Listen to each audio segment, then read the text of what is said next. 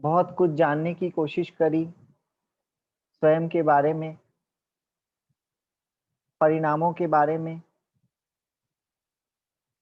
ध्यान कैसे करना चाहिए, ध्यान में क्या करना चाहिए, आसन में बैठने की कोशिश करी, आसन में हम स्थिर हो पाते हैं या नहीं हो पाते हैं इसकी कोशिश करी। क्लास शुरू होने से पहले बहुत लोगों के मन में ये था कि इतनी देर कैसे बैठ सकते हैं, ध्यान में तो मन ही नहीं लगता है।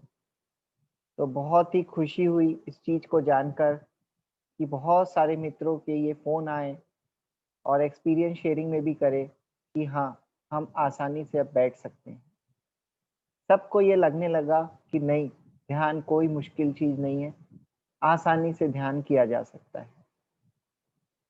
सबको ये लगने लगा कि क्रोध पर विजय प्राप्त करना बहुत आसान है, इसमें कोई मुश्किल वाली बात नहीं है। सबको ये समझ में आ गया कि कैसे हमारे गुण प्रकट होते हैं, हमारा स्वभाव क्या है, हमें आगे बढ़ने के लिए क्या करना चाहिए और किन कारणों से हम पीछे जा रहे हैं। सारी चीज़ को एक-एक क्रम से हमने समझने की कोशिश करी, बहुत कुछ दृष्टांत लिए गए, उनके माध्यम से भी हमारी चेतना काफ़ी कुछ जगी।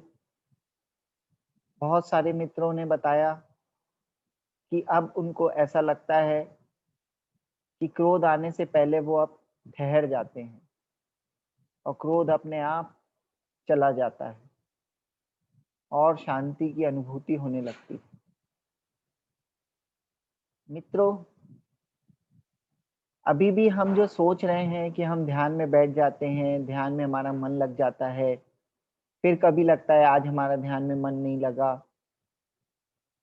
फिर कभी लगता है कि आज बहुत अच्छा मन लगा, फिर किसी दिन लगता है कि नहीं मन तो आज बिल्कुल भी नहीं लगा, आज ध्यान अच्छा नहीं हुआ। ऐसा नहीं है और इसके पीछे कुछ कारण भी हैं। आज हम जानने का प्रयास करेंगे कि आखिर कारण क्या है? कैसे जब हमारे शरीर में एक मच्छर काटता है तो हमारा ध्यान भटक जाता है? कैसे जब हमारे शरीर में थोड़ा दर्द होता है, तो कैसे हमारा ध्यान उस देह के प्रति चले जाता है? कैसे हमारे बाजू में जब शोरगुल होता है, तो हमारा सारा ध्यान उस ओर चले जाता है? आखिर इन सब के पीछे कारण क्या है? कुछ ना कुछ कारण तो ज़रूर होगा। अगर कुछ ना कुछ कारण नहीं होता, तो सबके साथ ऐसा होता। पर हमने देखा है कई महापुरुष ऐसे हुए हैं, जो ध्यान अवस्था में बैठे हैं और शरीर को शेर खा भी रहा है, तो भी उनके अंदर शांति बनी हुई। शरीर में सर्प डस भी रहा है, तो भी उनको शांति की ही अनुभूति होती है। जब हम इस ओर सोचते हैं, तब हमको लगता है कुछ ना कुछ तो कारण है हमारे साथ, नहीं तो हमारे साथ भी ऐसा नहीं होता। हम भी अपने ध्यान में स्थिर होते। अरे शेर के काटने से मच्छर के काटने में तो बहुत फ़र्क है ना। मच्छर काटता है तो कितना दर्द होगा और एक शेर काटेगा तो कितनी पीड़ा होगी। तो वो महापुरुष को शेर भी काटता है तो वो भी आसानी से उस आसन में बैठे रहते हैं और कोई हलन-चलन नहीं होती और एकदम शांत मुद्रा में रहते हैं। उन्हीं महापुरुष को अगर जब खड़े रहते हैं और पैर में अगर सर्प काट देता है, तो भी वो शांति से खड़े के खड़े रहते हैं। पर हमारे साथ ऐसी चीज़ें क्यों होती हैं? उनका ध्यान तो विचलित नहीं होता पर हमारा क्यों होता है? जब ये क्वेश्चन्स हमारे अंदर उठेंगे, तब इनके आंसर्स भी हमारे अंदर आते जाएँगे। क्योंकि हमारा तो स्वभाव ही ज्ञान है। हमारे अंदर अनंत ज्ञान भरा पड़ा है। जितनी शरीर की हमारी अवगाहना है, मतलब हाइट है, उतने हमारे आत्म प्रदेश वैसे फैले हुए हैं। आत्मा एक ही है, आत्मा ऐसा नहीं है कि यहाँ अलग है, यहाँ अलग है, ऐसा कुछ नहीं है। आत्मा एक ही है, उसके आत्म प्रदेश पूरे शरीर में फैले हुए हैं। जैसे खून एक ही तत्व है पर पूरे शरीर में फैला हुआ है, वैसे ही आत्मा के आत्म प्रदेश हैं, वो पूरे शरीर में जितनी आपकी देह की मतलब लंबाई चौड़ाई है, उस हिसाब से वो फैले हुए हैं। छोटा बच्चा है तो आत्मा तो वैसी है, पर आत्म प्रदेश उतने फैले हुए हैं। बड़ा आदमी है तो उसके शरीर की जितनी अवगाहना है उतने वो आत्म प्रदेश फैले हुए हैं। उसको अवगाहना भी बोलते हैं, हाइट्स को, ब्रेथ। तो हर एक आत्म प्रदेश में अनंत अनंत ज्ञान भरा पड़ा है। और हम क्या करते हैं, हम अपने इंपॉर्टेंस को तो भूल जाते हैं और हम ज्ञान केवल पुस्तकों में ढूंढते हैं, या कोई कोई बात बताता है तो उसी में ज्ञान को खोजने लगते हैं और अपना इंपॉर्टेंस पर हम भूल जाते हैं। जबकि ये जो पुस्तकें हैं या जो बताने वाले हैं, ये सब आपको यही बता रहे हैं कि इनको भी जो ज्ञानार्जन हुआ है वो स्वयं के भीतर से ही हुआ है। सहारा जरूर किसी ना किसी का मिला है, पर जो ज्ञान का खजाना भीतर में है, उतना विराट खजाना बाहर में कहीं नहीं है।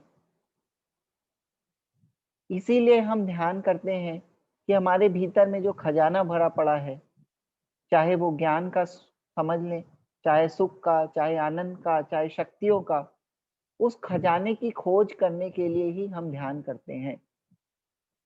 और जब हम उस खजाने की एक छोटी सी बूंद भी पा लेते हैं, तब हमारा ध्यान में बैठना,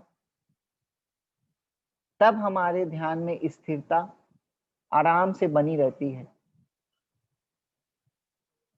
जैसे किसी को मुंह में बहुत मिर्ची लग गई, अब एक मिश्री की छोटी सी डल्ली भी अगर मुंह में आ गई तो उसको आनंद आने लगता है उस मिठास का।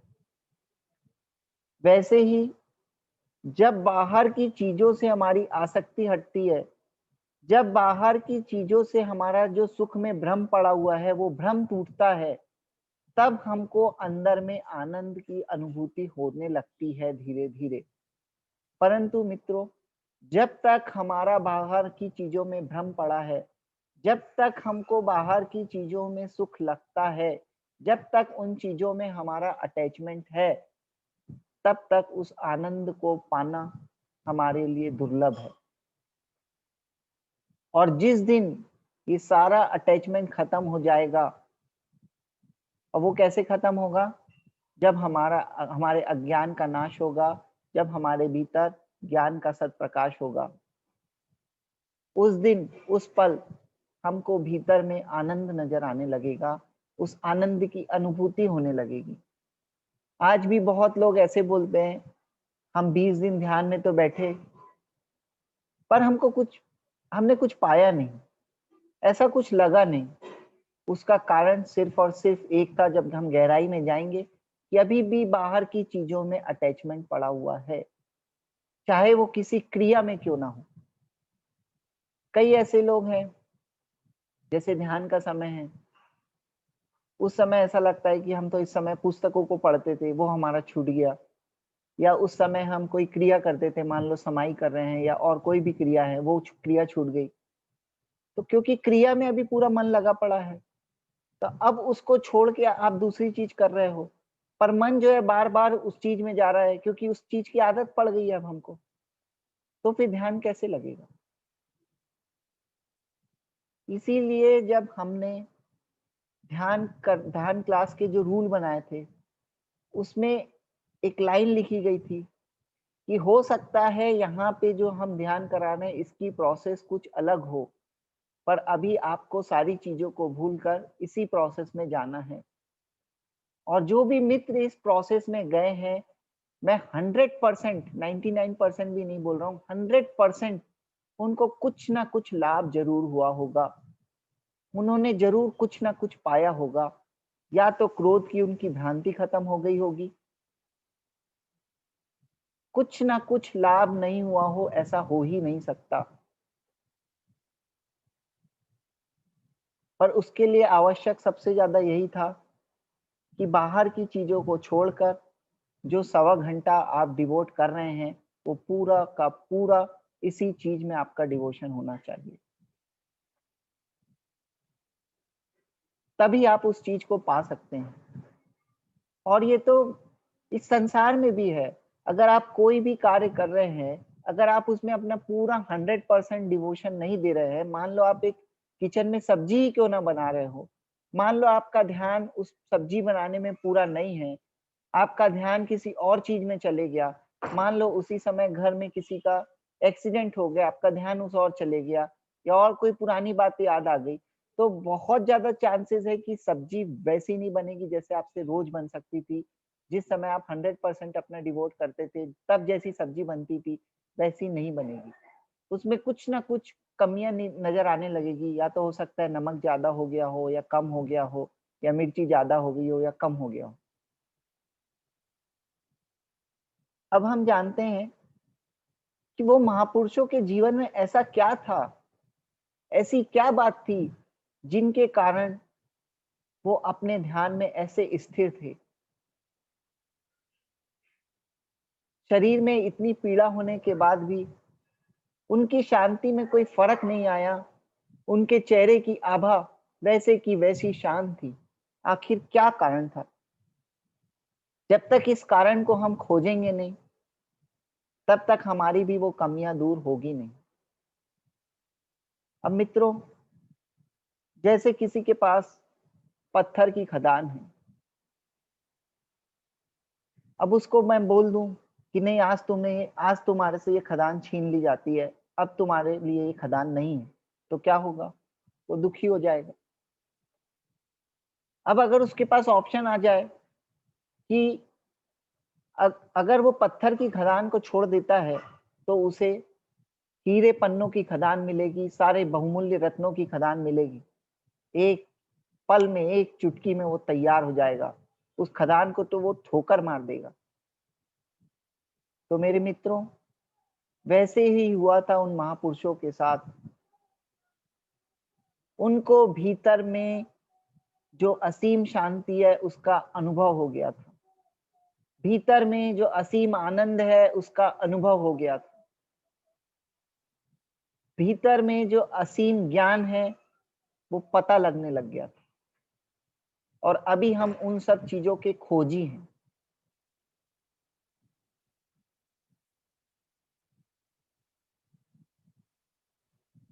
पर अभी वो चीज भले ही हमें उपलब्ध नहीं हुई हो, पर अभी उस चीजों की हमें खोज करते रहनी है। हमें अपने स्वभाव का सहारा लेते रहना है। उन महापुरुषों के जीवन से हमें प्रेरणा लेनी है कि आखिर सुख वाकई में किस चीज में है। जो चीज हम कर रहे हैं उसमें सुख है, या जो चीज वो कर रहे थे उसमें सुख है? ये कंपेयर करना है हमें, तब हम एक निर्णय पे पहुंचेंगे। जैसे प्रभु महावीर का उदाहरण ले लीजिए। वो तीन जगत के स्वामी थे, तीन ज्ञान के धारक थे: मति ज्ञान, श्रुत ज्ञान, अवधि ज्ञान। और दीक्षा लेते ही मना पर्याय ज्ञान का उनको हो गया था। और बल कैसा? अनंत सिंह में जो बल होता है, वैसा बल उनके अंदर था। ऐसे महावीर, एक साधारण व्यक्ति, एक एग्जाम्पल ले लीजिए जो हमारे घर में काम करता हो, ऐसा व्यक्ति भी उनको क्या क्या शब्दों के प्रयोग से दुखी नहीं करता होगा।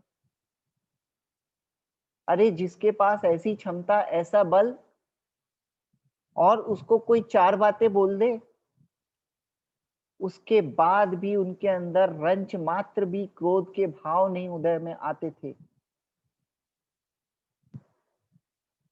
और अपने शांत क्षमा स्वभाव में लीन रहते थे। जब ऐसे बलि ऐसा कार्य कर रहे हैं, मतलब यही कार्य श्रेष्ठ है, मतलब क्षमा स्वभाव ही श्रेष्ठ है। क्रोध किसी कार्य के लायक नहीं है। मित्रों, प्रैक्टिकल जीवन में भी देखोगे तो कभी भी पानी से खून साफ हो सकता है, पर खून से कभी खून साफ नहीं हो सकता। ठीक उसी प्रकार शांत स्वभाव को धारण करने से क्रोध शांत हो सकता है, पर क्रोध से कभी क्रोध शांत नहीं हो सकता, उसका कभी भी अंत नहीं हो सकता। किसी के भी उदाहरण देख लो जीवन में, हमने तो अनेकों दृष्टांत देखे हैं। अभी इन 20 दिन की क्लासों में अनेक ऐसे दृष्टांत देखे हैं और क्रोध के परिणामों को जाना है कि एक जरा सा क्रोध करने से जीव कैसे दुर्गति में चले जाता है। जरा सा लोभ करने से कैसे उसकी दुर्गति हो जाती है और अपने शांत स्वभाव में लीन होने से एक पल के लिए भी अगर अपने शांत स्वभाव में लीन होता है, उसको समझ जाता है, तो उसकी गति कैसे बदल जाती है सद्गति में। कितना ऊपर वो पहुंच जाता है। जो बल की आज हम बात कर रहे हैं कि उनमें अनंत सिंह का बल था, तो वो ऐसे ही नहीं आया था। वो बल कैसे उनको प्राप्त हुआ?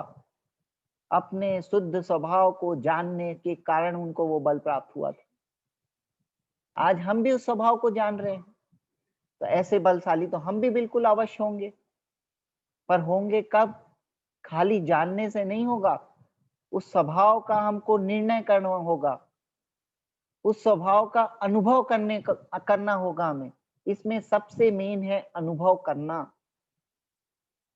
जब हमारे अनुभव में आने लगेगा कि वाकई में शांति क्रोध से कई गुना बढ़कर है, क्रोध किसी काम का नहीं है, क्रोध से हमारा आज तक अनिष्ट ही हुआ है और हमारे भीतर में ही अनंत शांति है, उस दिन ये क्रोध अपने आप खत्म हो जाएगा।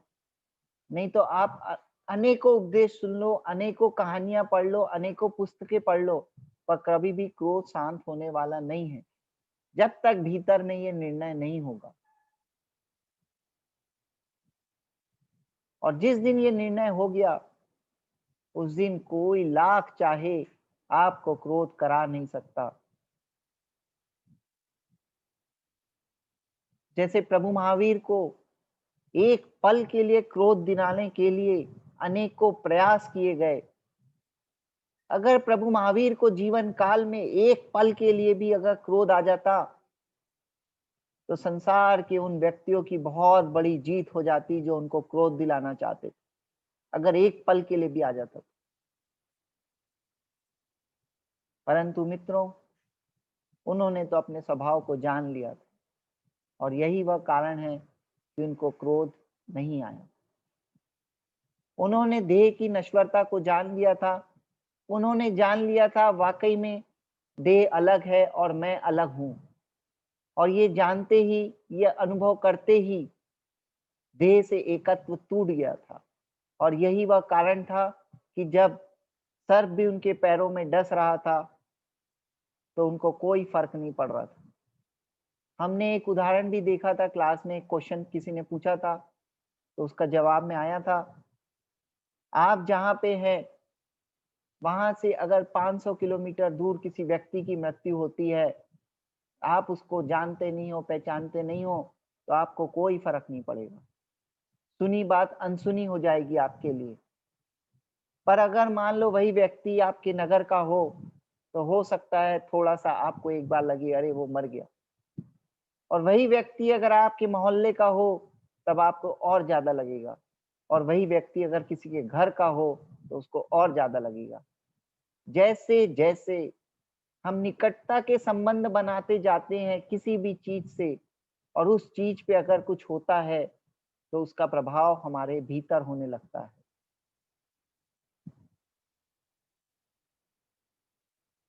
अगर हमारे घर में कोई काम कर रहा है और उसी के घर में अगर किसी को कोई पीड़ा हो गई, तो आपको वो चीज नहीं लगेगी, वैसा अंदर में अनुभव नहीं होगा जैसा अगर आपके घर में अगर किसी सदस्य को होगा।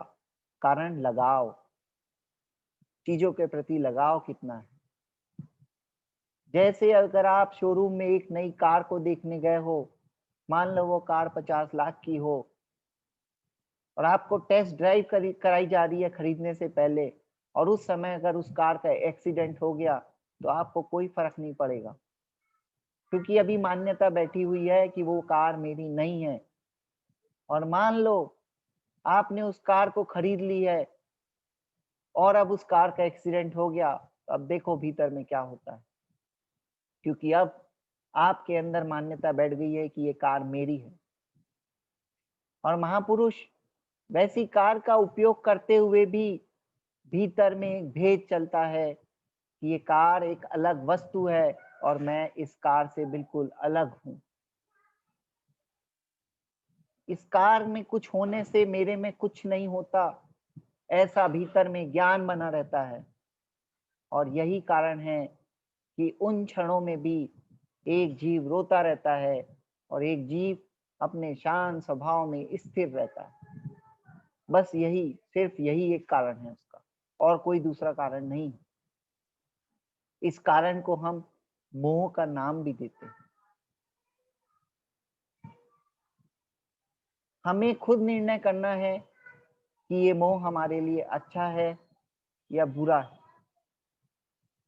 आप ही अपने अनंत जन्मों का चिंतन कर लो एक बार, आपको समझ में आ जाएगा इस अनंत भाव में कितने रिलेशंस आपके किसके साथ बने हैं। आज जो हमारा बेटा था, हो सकता है किसी पर्याय में वो पुत्र हो या माता हो या पिता हो, कोई भी रिलेशन हो सकते हैं, या नौकर हो, कुछ भी हो सकता है।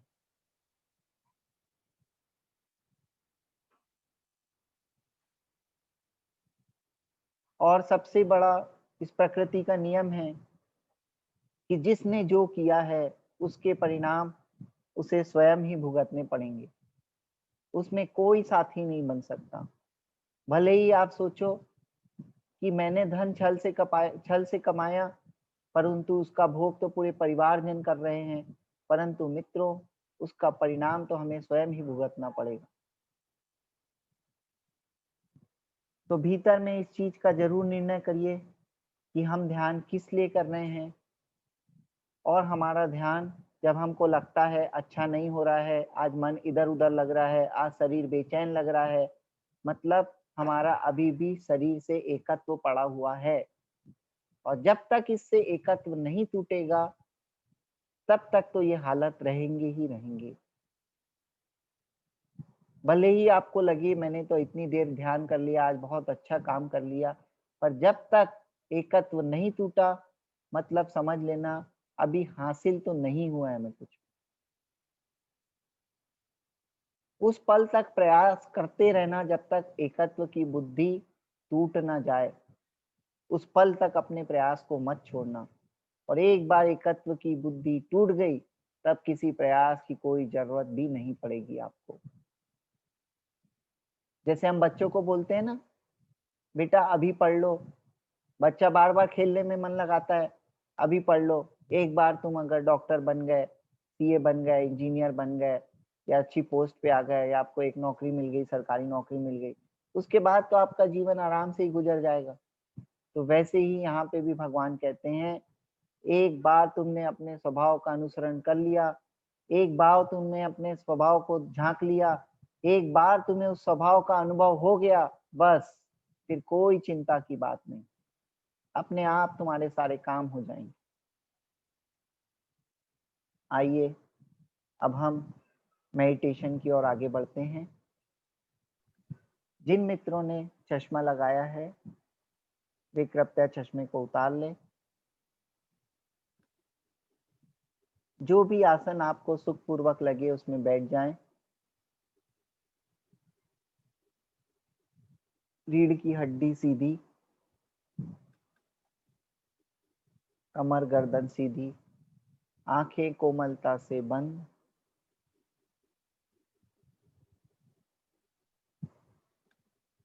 म्यूजिक चालू कर दीजिए। हाँ भैया।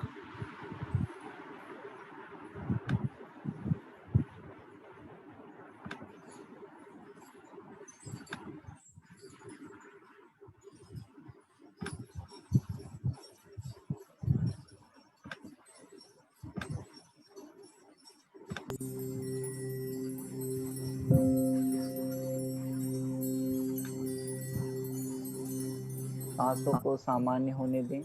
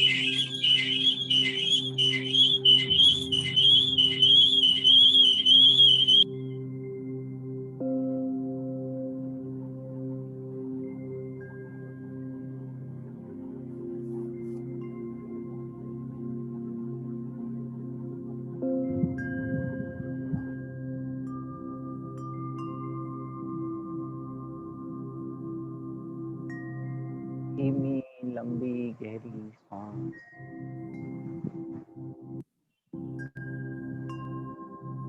जो विचार आ रहे हैं उन्हें आने दीजिए, जो विचार जा रहे हैं उन्हें जाने दीजिए। हम उन विचारों के केवल दृष्टा हैं, हम उन विचारों के सिर्फ और सिर्फ जानने वाले हैं। हमारा स्वभाव जानना और देखना है। हम किसी कार्य को करते नहीं हैं, सारे कार्य अपने आप होते हैं।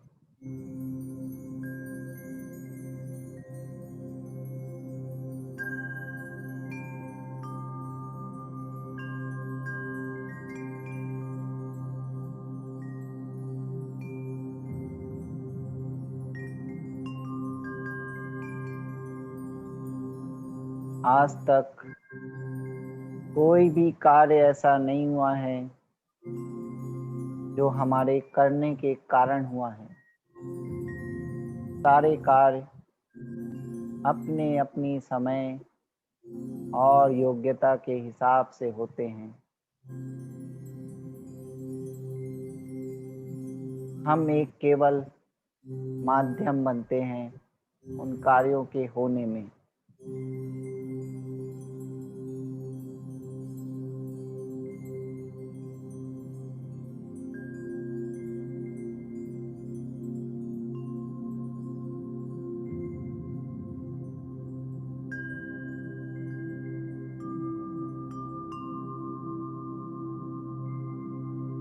हमारे भीतर जो भाव पनपते हैं और जिस भाव में हम अपनी ऊर्जा को डालते हैं, जिन भाव में हम स्वयं उनके साथ अटैच होते हैं, उसी भाव के अनुसार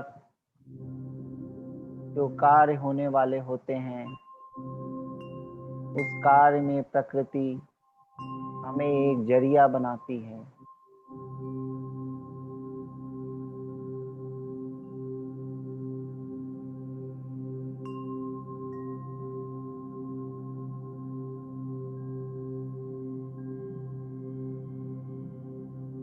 अगर हमारे भीतर में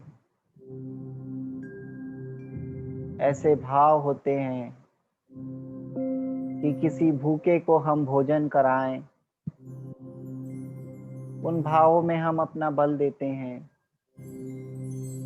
तो जो कोई भी व्यक्ति भूखा होता है और उसे भोजन ग्रहण करने का समय आता है, ऐसी उसकी योग्यता होती है, तो प्रकृति उस कार्य में हमें जरिया बनाती है। परंतु प्रकृति के इस ज्ञान को नहीं समझकर हमें ऐसा लगता है कि हमने ही उस भूखे को भोजन कराया है। हम भूल जाते हैं सारी व्यवस्था प्रकृति स्वयं कराती है, क्योंकि ऐसे भाव हमारे भीतर हुए थे, उन भावों में हम अटैच हुए थे, इसीलिए प्रकृति ने उस कार्य में हमें जरिया बनाया।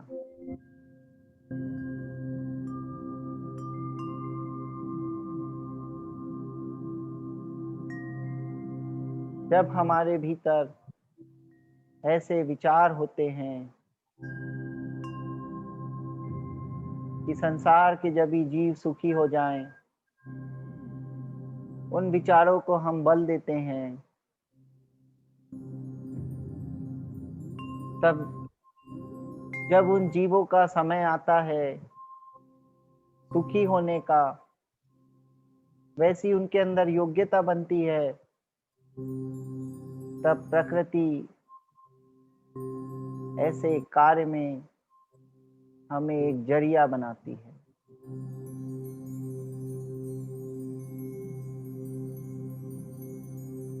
पर प्रकृति के इस रूप को नहीं समझकर ऐसा लगता है मानो ये कार्य हम ही कर रहे हैं। इस गलत सोच के कारण हमारे अंदर अहम रूपी शत्रु फलने फूलने लगता है। भले ही कार्य अच्छा हो रहा हो, पर भीतर का जो शत्रु है उसको निरंतर भोजन मिल रहा है। हम उस कार्य को देखकर बड़े खुश होते हैं, पर अपने भीतर के शत्रु को हम देखते ही नहीं। परमात्मा हम पे उपकार करता है और हमें एक नई दृष्टि देता है, जिससे हमें समझ में आता है कि अगर ये भीतर का शत्रु समाप्त हो जाए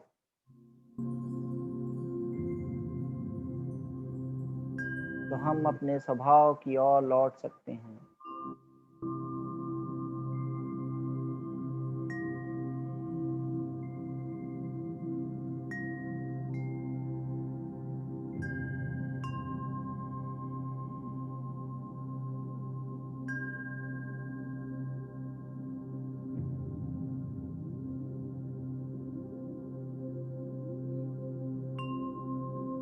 जब हम किसी बच्चे का लालन पोषण करते हैं, उसे बड़ा करते हैं, उसको पढ़ाते हैं, लिखाते हैं,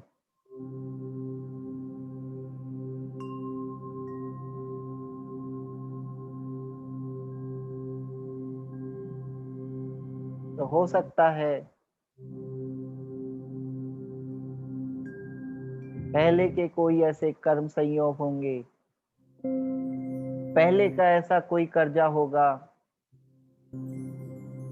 जो इस भाव में हमें चुकाना पड़ रहा है।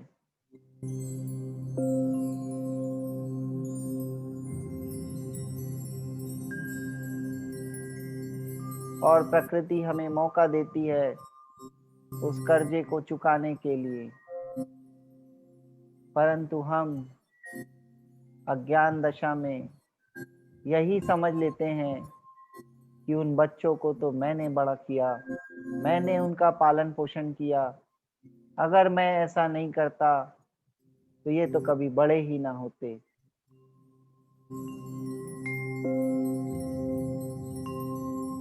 जबकि प्रकृति ने तो हमें एक मौका दिया था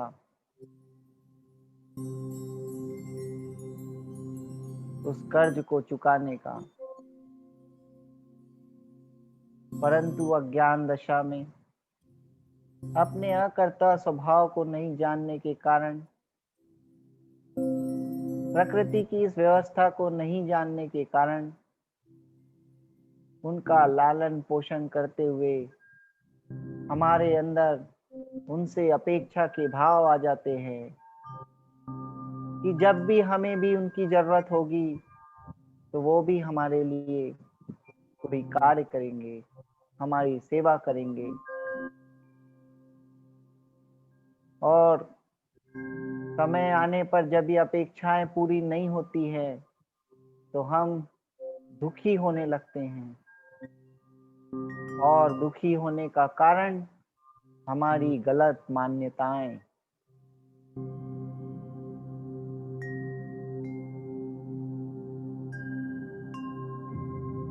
ठीक इसी प्रकार जब बच्चा भी बड़ा होता है, धीरे धीरे अपने पैरों पर खड़ा होता है, और जब माता पिता बुजुर्ग हो जाते हैं तो कई बार ऐसा होता है कि उनकी अपेक्षा करने लगता है, उनकी सेवा नहीं करता,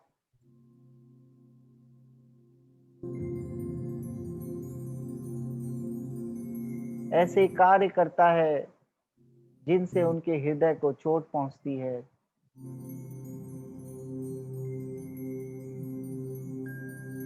क्योंकि उसके भीतर में कर्ता रूपी अज्ञान भरा पड़ा है। उसको ऐसा लगता है मैं कमा रहा हूं, मैं खिला पिला रहा हूँ, मैं अपने माता पिता को पाल रहा हूँ। अहम बुद्धि को पुष्ट कर लेता है।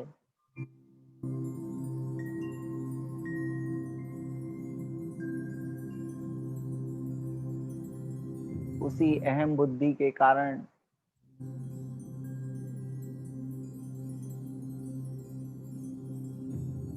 उसे माता पिता भी खारे लगने लगते हैं।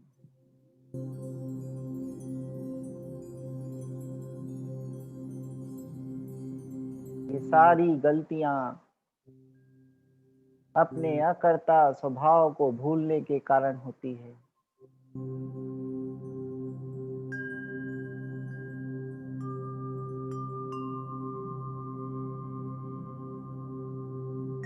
उसे ऐसे लगने लगता है, अगर मैं नहीं होता तो इनका तो आज पालन पोषण भी नहीं हो पाता।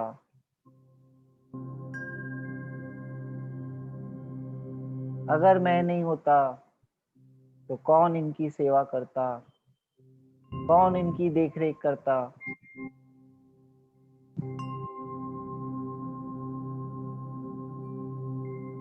इस अहम भाव के कारण उसका दिल भी छोटा होने लगता है।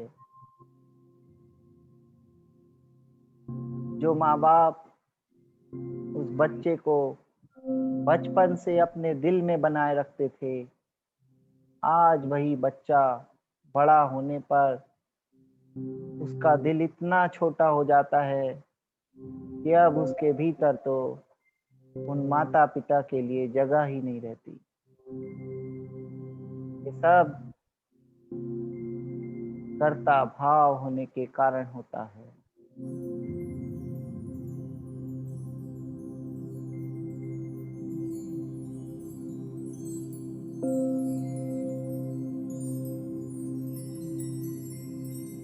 अगर वाकई में इस जगत का कोई कर्ता होता तो हमारे प्रभु जो परम ज्ञान को उपलब्ध हो गए, जिनके रग रग में इतनी करुणा थी कि उनका खून भी दूध बन गया था, जिनके अंदर इतनी शक्ति थी कि संसार की समस्त आत्माओं के कर्म को नाश कर सकते थे, तो क्या वे हमें इस संसार में इस हालत में आज छोड़ के चले जाते।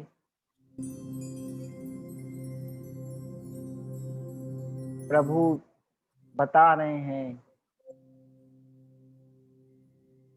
अरे आत्माओं, हम सबका स्वभाव अकर्ता है।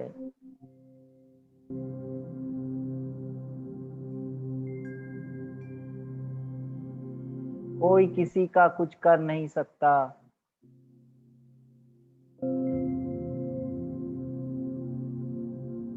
सभी को अपनी अपनी शक्तियों से परिचय करना पड़ेगा।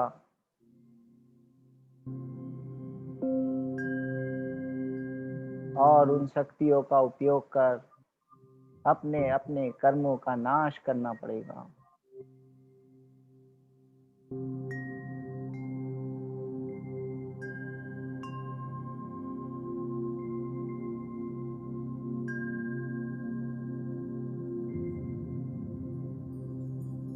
अपने अकर्ता स्वरूप को नहीं जानने के कारण आज इस संसार में जीवों की कैसी हालत हो गई है।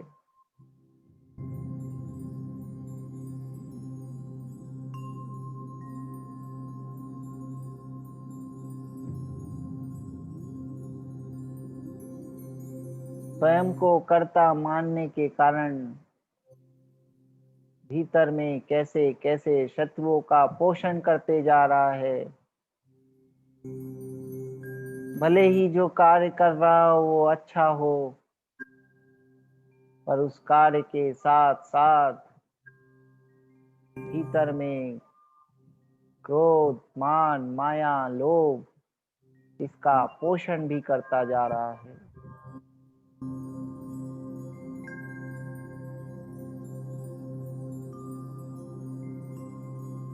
इसका सिर्फ और सिर्फ एकमात्र कारण है वस्तु स्वरूप से परिचय नहीं होने के कारण। वस्तु का स्वरूप ही नहीं जानता,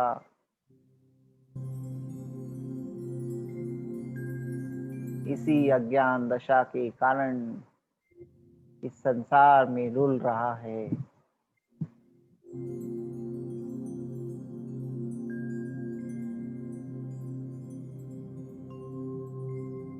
हमारे इसी अज्ञान को दूर करने के लिए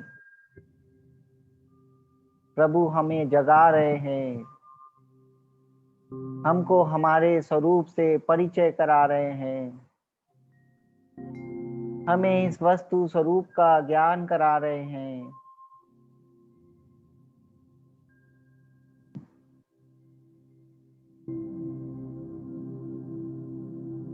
हमारे घोर अज्ञान को दूर कर रहे हैं।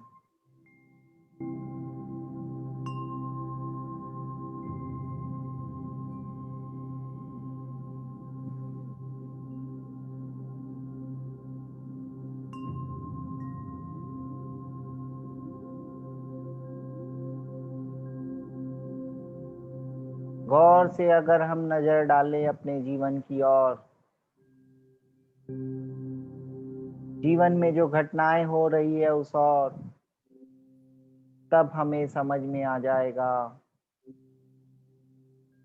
ये क्रोध, मान, माया, लोभ ये हमें होते किस लिए हैं, क्योंकि हम अपने स्वरूप से और वस्तु के स्वरूप से अपरिचित थे।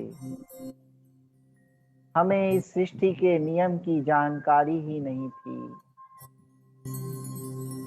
इसी अज्ञान के कारण भीतर में इन शत्रुओं का पोषण हो रहा था।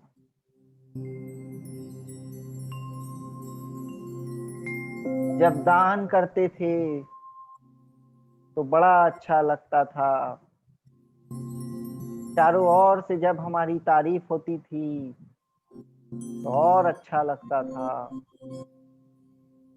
पर साथ साथ अहम का भी पोषण हुआ करता था।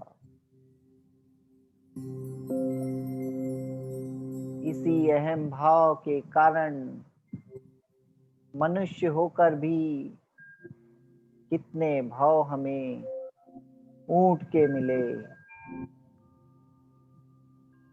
ऊंट के उस भाव में गर्दन तो हमारी ऊंची रह गई, पर सिर नीचे झुक गया।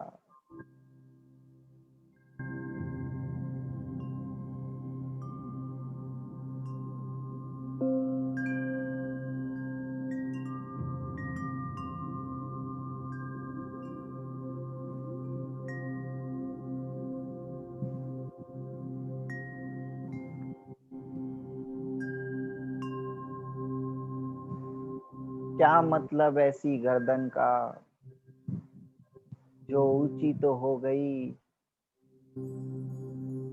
परंतु हमारी चेतना नीचे गिर गई।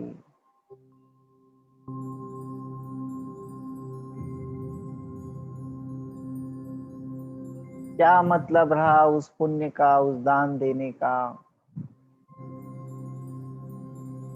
जिसको देने के कारण, उस पुण्य बंध के कारण ऊंट के भाव में हमें पानी तो नसीब हुआ,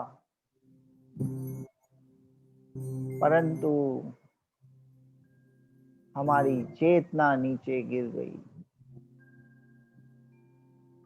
सिर्फ एक गलती के कारण हमें हमारे स्वरूप का भान नहीं रहा।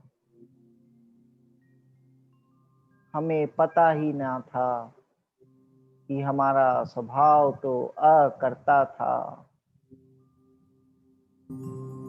हमें पता ही नहीं था, अरे वो पैसा तो उसी जगह पहुंचना था,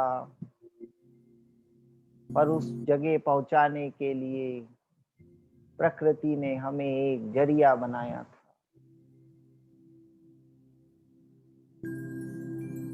उस अज्ञान के कारण हमने मान लिया हमने ही वो पैसा दिया था। इस छोटे से अज्ञान के कारण मनुष्य से हम तिर्यंज की यात्रा करने लगे। सिर्फ वस्तु स्वरूप का ज्ञान नहीं होने के कारण, अपने सच्चे स्वरूप का पता नहीं होने के कारण, इसीलिए आज परमपिता परमात्मा हम जीवों पर बहुत बड़ा उपकार कर रहे हैं। हमें वस्तु स्वरूप का बोध करा रहे हैं। हमें हमारे अकर्ता स्वरूप से परिचय करा रहे हैं।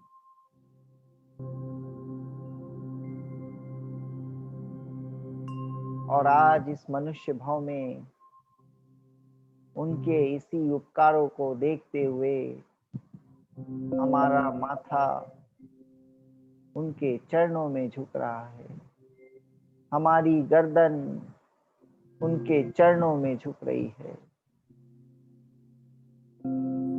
हमारा मुख उनके उपकारों को बयां कर रहा है।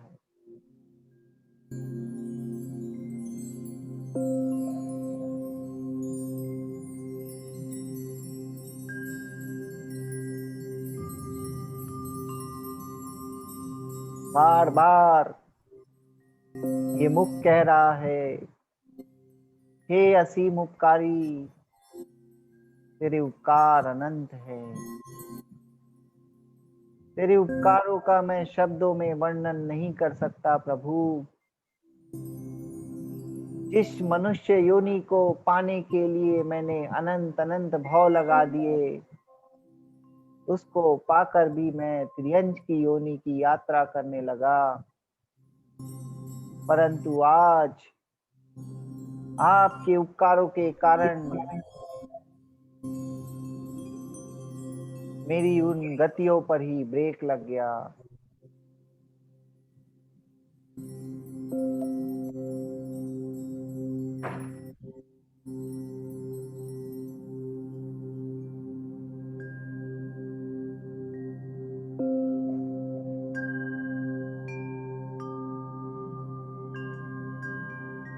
मैं अपने स्वभाव को ही कभी समझ नहीं पाया था प्रभु। बहुत बड़ी भूल हो गई थी मुझसे।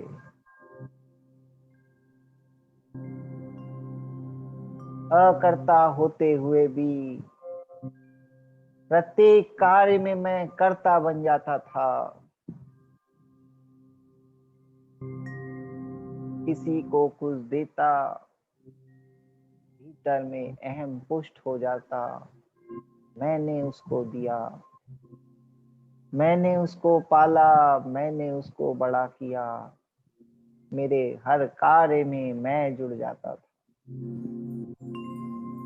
इतनी बड़ी मेरी अज्ञानता थी।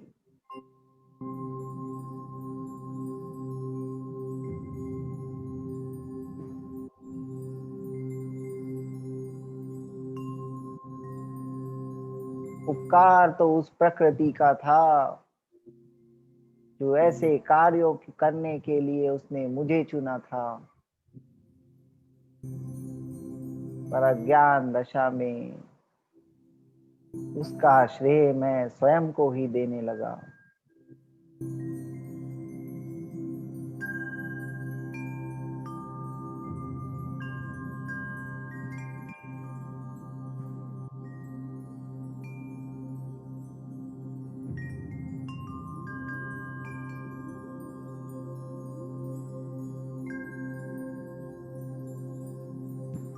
और जब कोई कार्य गलत हो जाता तो उसका दोष मैं दूसरे को दे देता।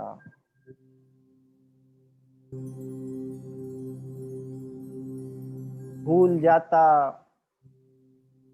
कि उस कार्य के नहीं होने के कारण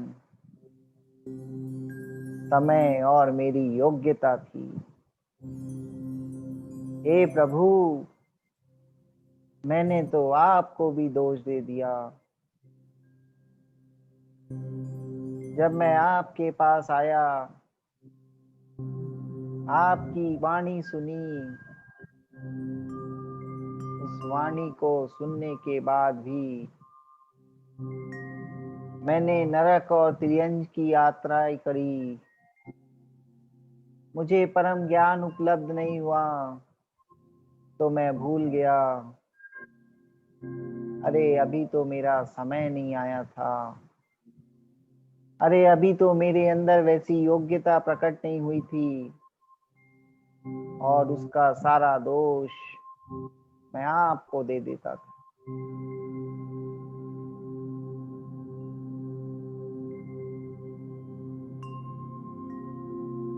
मैं अपनी भूल को स्वीकार करता हूँ स्वामी, मेरे अपराध को क्षमा कीजिए। आज मैं समझ गया हूँ, मेरा स्वभाव करता है। मैं जगत के किसी कार्य का करता नहीं हूँ। हो सकता है किसी कार्य के होने में मैं जरिया बना हूँ। मैं अपनी गलतियों को स्वीकार करता हूँ।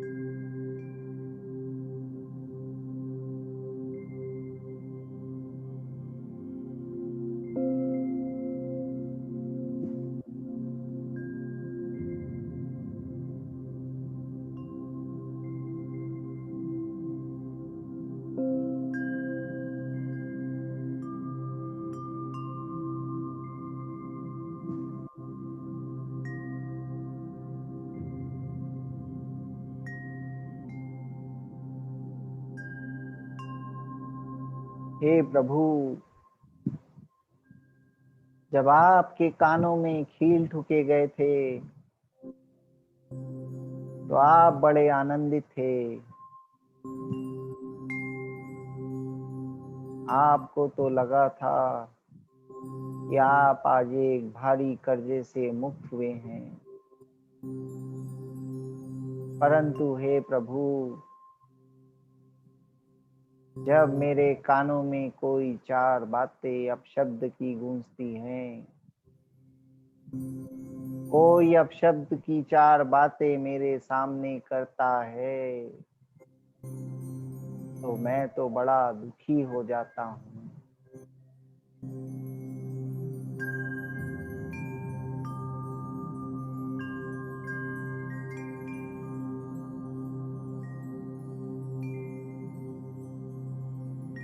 मैं उस निमित्त नैमित्तिक के संबंधों को भूल जाता हूँ और अपने भीतर राग द्वेष रूपी शत्रुओं को जन्म देने लगता हूँ। इन्हीं शत्रुओं का मैं पोषण करने लगता हूँ। मैं अपने वीतराग स्वभाव को भूल जाता हूँ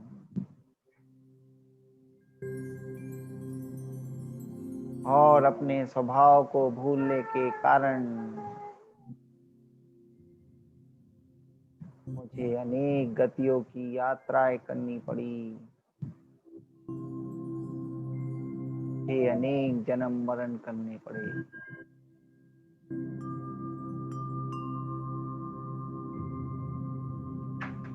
हे प्रभु, मैं अपनी भूल को स्वीकार करता हूँ,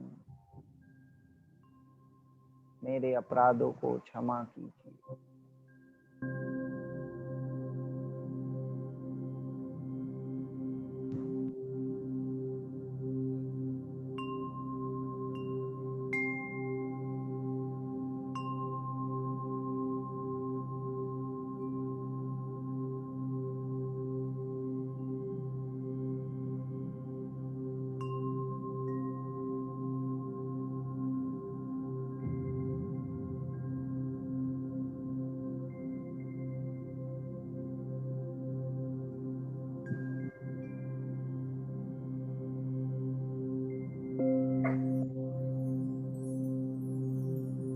अंतिम 5 मिनट।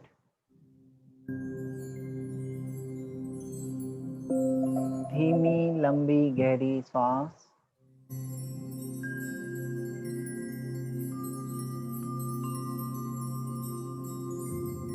श्वास आ रही है, श्वास जा रही है।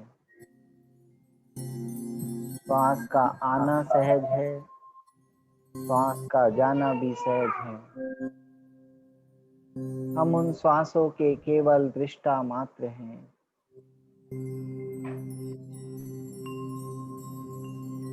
इन श्वासों के आने जाने के हम कर्ता नहीं हैं। हम इन श्वासों के केवल दृष्टा हैं,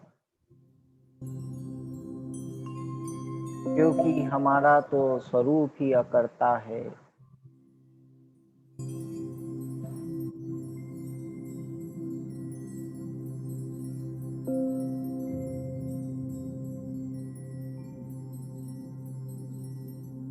धीमी लंबी गहरी सांस।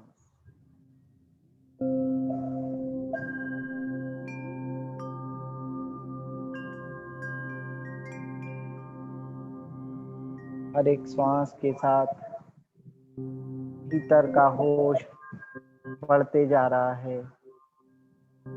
हर एक श्वास के साथ हमारी जागृति बढ़ते जा रही है। हर एक श्वास के साथ मन शांत होता जा रहा है।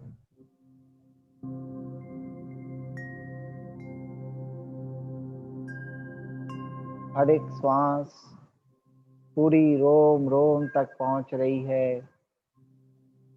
और पूरा शरीर स्वस्थ हो रहा है।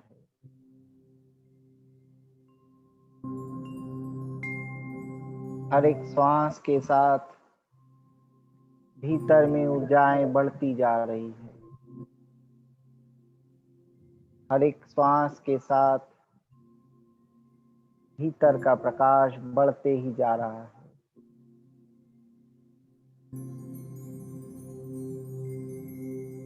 धीमी लंबी गहरी श्वास।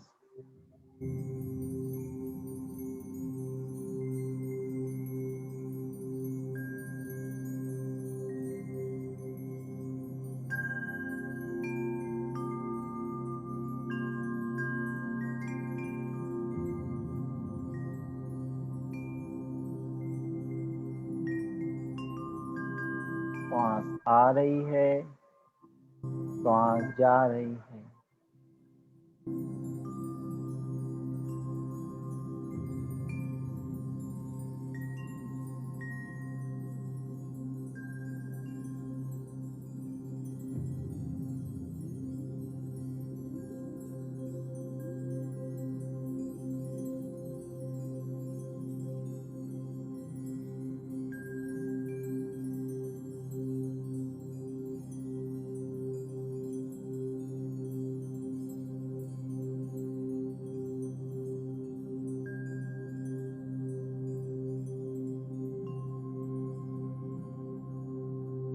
धीमी लंबी गहरी श्वास। अंतिम 1 मिनट।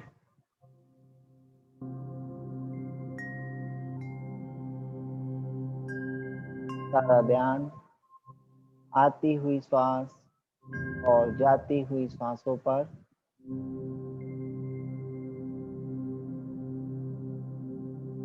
श्वासों के साथ एक हो जाइए।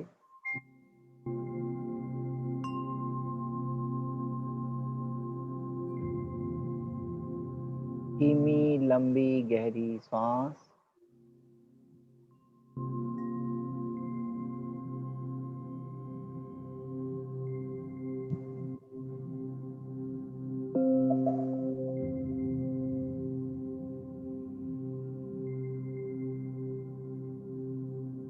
जो मित्र अभी भी समाधि में लीन रहना चाहते हैं वो लीन रहें। बाकी सब धीरे धीरे अपने हाथों को अपने आंखों से स्पर्श करें। उस गर्माहट को महसूस करें, उस ऊर्जा शक्ति को महसूस करें और धीरे धीरे अपने हाथों को नीचे ले आएं और धीरे धीरे बड़े ही कोमलता के साथ आंखों को खोल लें।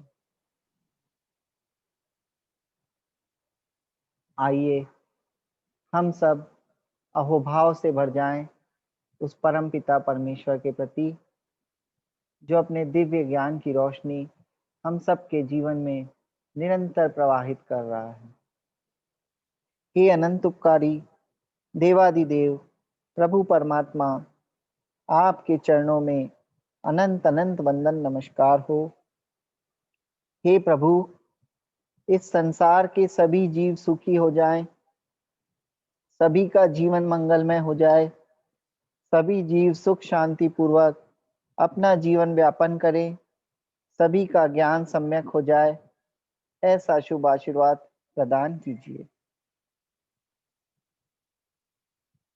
शीतल जैन जी कुछ बोलना चाह रही हैं?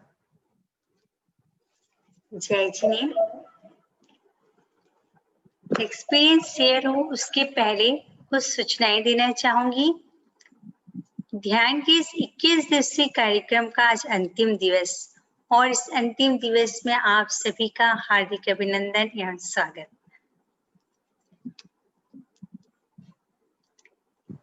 आज ये 21 दिन के 21 दिवसीय ध्यान के इस कार्यक्रम में जिन्होंने भी हमें प्रत्यक्ष अप्रत्यक्ष सहयोग दिए है उनका मैं तहे दिल से आभार एवं धन्यवाद ज्ञापन करती हूँ। विशेष धन्यवाद देना चाहूंगी हमारी नन्ही कीर्ति एवं परिधि का, जिन्होंने फोन के द्वारा लोगों को ध्यान से अवगत कराया, व्हाट्सएप ग्रुप में उन्हें ऐड किया और टेक्निकल सपोर्ट भी हमें प्रदान किया। मैं कीर्ति एवं परिधि को निवेदन करूंगी कि वे जय जिनेन्द्र द्वारा अपना हम सबका ये अभिवादन स्वीकार करें। कीर्ति जी एवं परिधि। जय जिनेन्द्र सभी को। मैं कृति हूँ और मैंने जो ये सब किया वो सबको ध्यान से जोड़ने के लिए किया, बहुत कुछ सीख के किया। तो मैं थैंक यू बोलना चाहूंगी हर एक मेडिटेशन ग्रुप के मेंबर को कि वो मुझे जैसे थैंक्स दे रहे हैं, पर मेरे को वैसा थैंक्स नहीं चाहिए क्योंकि मैंने सबको मेडिटेशन से जोड़ने के लिए ये किया। परिधि जैन, परिधि मेरी आवाज तुम तक पहुंच रही है? मैं चाहूंगी कि इसी तरह आप दोनों आगे बढ़ते रहे और समाज सेवा में आगे बढ़ते रहे। और साथ ही साथ मैं विशेष धन्यवाद देना चाहूंगी शीतल भैया का, जिन्होंने अपने बिजी शेड्यूल में से टाइम निकाल कर हमें ध्यान से अवगत कराया और हमारी चेतना को जागृत करने में हमें सहयोग प्रदान किया। बहुत बहुत धन्यवाद। और हाँ, यहाँ पे परिधि यहाँ पर उपस्थित है। जय जिनेन्द्र। जय जिनेन्द्र सभी को। मैं परिधि हूँ और मैंने ये सब इसीलिए किया कि लोग मेडिटेशन से जुड़ सके और अपना फ्यूचर को बना सके। Thank you. अब मैं धन्यवाद देना चाहूंगी कामनी भाभी का, जिन्होंने इस कार्यक्रम की रूपरेखा रखी और हमें पूरा सहयोग प्रदान किया। और विशेष धन्यवाद देना चाहूंगी हमारे सभी पार्टिसिपेंट्स का, ध्यान प्रेमी आत्मजनों एवं स्वजनों का, जिन्होंने ध्यान के द्वारा अपनी चेतना को जागृत किया है। और मैं उनसे रिक्वेस्ट करना चाहूंगी कि वे इस ग्रुप को लेफ्ट ना करें, क्योंकि उनकी ये जो ध्यान की कंटिन्यूटी जो बनी रहे, इसके लिए यहाँ पर डेली 9 o'clock म्यूजिक चालू किया जाएगा, तो वे इस पे अपना ध्यान कर सकते हैं। और साथ ही साथ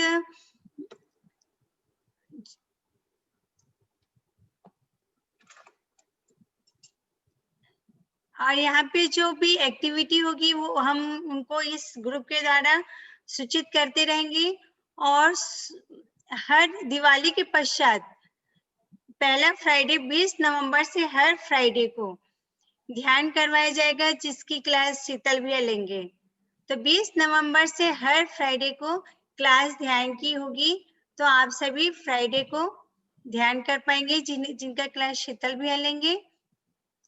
और सुबह यहाँ पे गुरुवार, शुक्रवार, शनिवार और रविवार ओनली 4 दिन स्वाध्याय की क्लासेस चलती है, सुबह 6 से 6:45। ये क्लासेस देवलाली की दीदी वासंती दीदी ले रही है और बहुत ही जबरदस्त स्वाध्याय चल रहा है। जो भी स्वाध्याय करना चाहे वे हमें सूचित कर दे, हम उन्हें ग्रुप में ऐड कर देंगे। अब मैं और सभी से निवेदन करूंगी कि वे ध्यान को ना छोड़ें और इस ग्रुप को भी ना छोड़ें। जो भी एक्टिविटी होगी, जो भी सूचनाएं होगी, हम इस ग्रुप के द्वारा उन्हें देते रहेंगे। अब मैं चाहूंगी कि जो भी अपना एक्सपीरियंस शेयर करना चाहेंगे या कोई भी क्वेरी हो वो पूछ सकते हैं। और इसका संचालन करेगी हमारी नन्ही सी बालिका श्रुति। तो चलते हैं एक्सपीरियंस शेयर की ओर। 20 नवंबर से जो क्लास चालू होगी प्रत्येक शुक्रवार को, वो टाइम यही रहेगा 9 बजे से लेके 10:15 बजे तक। जी। और उसके बाद हम लोग की एक कोशिश है कि जनवरी से वापस एक नया बैच चालू होगा, जिसकी सूचना आपको दी जाएगी। तो जो भी मित्र, नए मित्र जो आपसे जो जुड़ना चाहते हैं इस ध्यान से, तो आप अभी से उनसे संपर्क कर सकते हैं और जल्दी से जल्दी उनके लिए बुकिंग करा लें। हो सकता है उसमें सीटें थोड़ी सीमित। मैं जय लुंकर जी को अनम्यूट कर रही हूँ।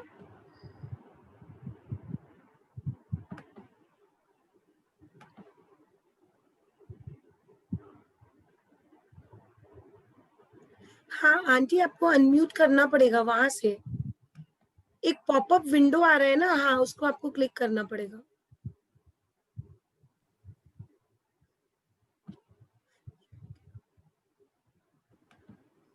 हाँ हो गया।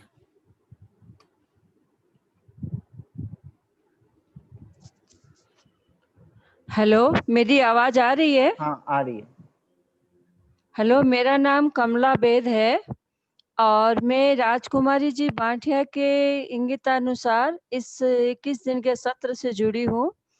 और मैं सबसे पहले शीतल भैया और कामिनी जी को बहुत बहुत धन्यवाद देती हूँ कि मैंने ध्यान की क्लासें तो बहुत सारी ली है, मगर ऐसा ये अलौकिक और दार्शनिक ध्यान मैंने अपने जीवन में पहली बार ऐसा किया है। इस ध्यान से मुझे बहुत ही परम शांति और ऐसे मतलब आनंद का अनुभव हुआ। वास्तव में ऐसा लगता है कि अगर अपने आप को पहचानना है तो ध्यान से बड़ा कोई उपक्रम नहीं हो सकता है। और इसको हम ये भी मैंने देखा कि अगर हम सोचें कि थोड़े समय में ही हम अपने आप को बहुत कुछ जान लें, तो इसके लिए लगता है कि इसका हमें लगातार कंटिन्यू ऐसे अभ्यास करना पड़ेगा, तो हम अपने जीवन में बहुत कुछ बदलाव ला सकते हैं। और मेरी एक जिज्ञासा भी थी कि कोई आत्मा के संबंध में कुछ ऐसी हमको कुछ बातें बताएं जो हमको कुछ अच्छी लगे। तो आपके जैसे वीडियो और ध्यान के द्वारा वास्तव में मुझे एक परम शांति का अनुभव हुआ। और आपके बताए अनुसार कि हमारे अंदर शक्ति का अनंत खजाना छुपा हुआ है, वो हम ध्यान के माध्यम से ही उजागर कर सकते हैं। और वैसे आगे की आपने हमको सूचना दी है, तो हम आपके ध्यान से जरूर जुड़ेंगे। और मेरी बेटी कलकत्ता में प्रियंका नाटा है, उसको भी ये ध्यान बहुत पसंद आया है। तो मैं तहे दिल से आप लोगों ने जो ये ध्यान के लिए आपने ये समय का इतना सदुपयोग किया है और जन जागरण जनजाति के लिए आपने अपना इतना वर्चस्व टाइम का जो लगाया है, उसके लिए मैं बहुत बहुत आपकी कृतज्ञता और आभार व्यक्त करती हूँ। ओम आरहम।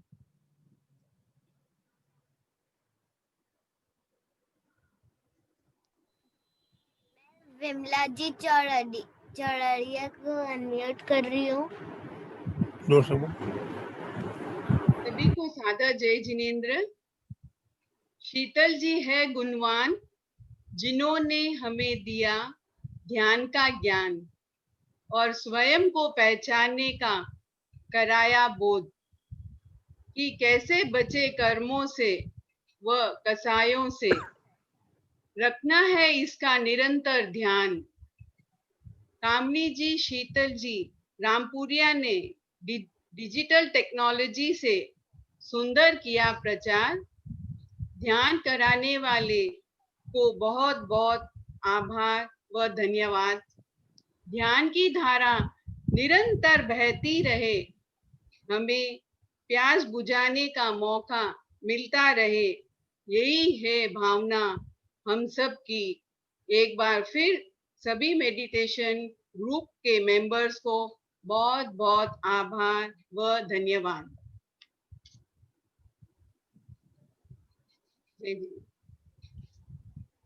मैं मंजू जैन को अनम्यूट कर रही हूँ। हेलो, जय जिनेंद्र सर सबको। जय जी। आवाज सुनाई दे रही है ना? हाँ हाँ बोलिए। बहुत वर्षों से मेरे ध्यान की भावना थी, ध्यान करने की, और इस बार तो ऐसे लगा कि घर बैठे गंगा आई। जैसे विमला से पता चला कि ध्यान की क्लास शुरू हो रही है, विमला जरिया बनी, प्रकृति ने सहायता की और शीतल जी और कामिनी जी का भी जरिया बना। 5-6 दिनों से सोच रही थी कुछ करने को, लेकिन कुछ हिम्मत ही नहीं हो रही थी। तो आज कैसे भी हिम्मत करके आज 2 बात कर ही लूं। 5-6 दिनों की ध्यान में 2 दिन तो ऐसे लगा भैया कि आप जो भी बोल रहे हो ध्यान के बारे में, वो सब एक एक शब्द मेरे लिए बोल रहे हो। 10 मिनट तो ऐसी उबासी आने लगी, उसके बाद आंखों से पानी, कुछ समझ में नहीं आ रहा था। और कल के ध्यान में जो आपने सभी जीवों से क्षमा याचना करवाई, बहुत अच्छा लगा भैया। और ऐसे अपने एकदम हल्कापन महसूस हुआ, और सोते वक्त भी थोड़ा सा एक आनंद जैसा अनुभव हुआ। सोचते सोचते वैसी नींद आ गई मुझे। सच में शीतल भैया बहुत अच्छा ध्यान कराते हैं। एक एक कैसे भाव उत्पन्न होते हैं आपके, और हमारे में भी भावधारा चलने लगती है। बहुत बहुत धन्यवाद आपको, और आगे ऐसे कंटिन्यू करने की भावना भैया। थैंक यू वेरी मच सबको। जय जिनेंद्र। अब मैं पायल जी को अनम्यूट कर रही हूँ।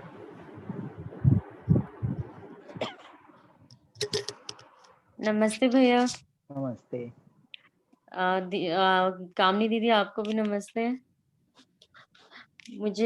मैंने ये मेडिटेशन कोर्स पूरा जो 21 दिन का किया, मुझे बहुत बहुत अच्छा लगा भैया। और जो आप रास्ता दिखाना चाह रहे हो, मैं पूरी कोशिश करूंगी कि इसमें आगे बढ़ती रहूं और बाकियों को भी प्रेरित करती रहूं। थैंक यू सो मच भैया। आपकी पूरी टीम को बहुत बहुत थैंक्स। मैं सुरेंद्र जी को अनम्यूट कर रही हूँ।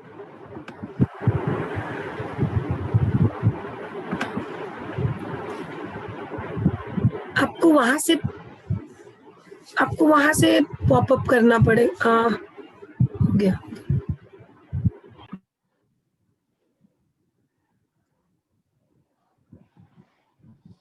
आप बोल सकते हैं। सुरेंद्र जी भंडारी, आप बोल सकते हैं। जय जिनेंद्र सबको पहले सबसे हैं। जय जी। आपकी जो पूरी टीम है, शीतल जी, कामिनी और दोनों बच्चियां, और सबको बहुत बहुत साधुवाद और धन्यवाद।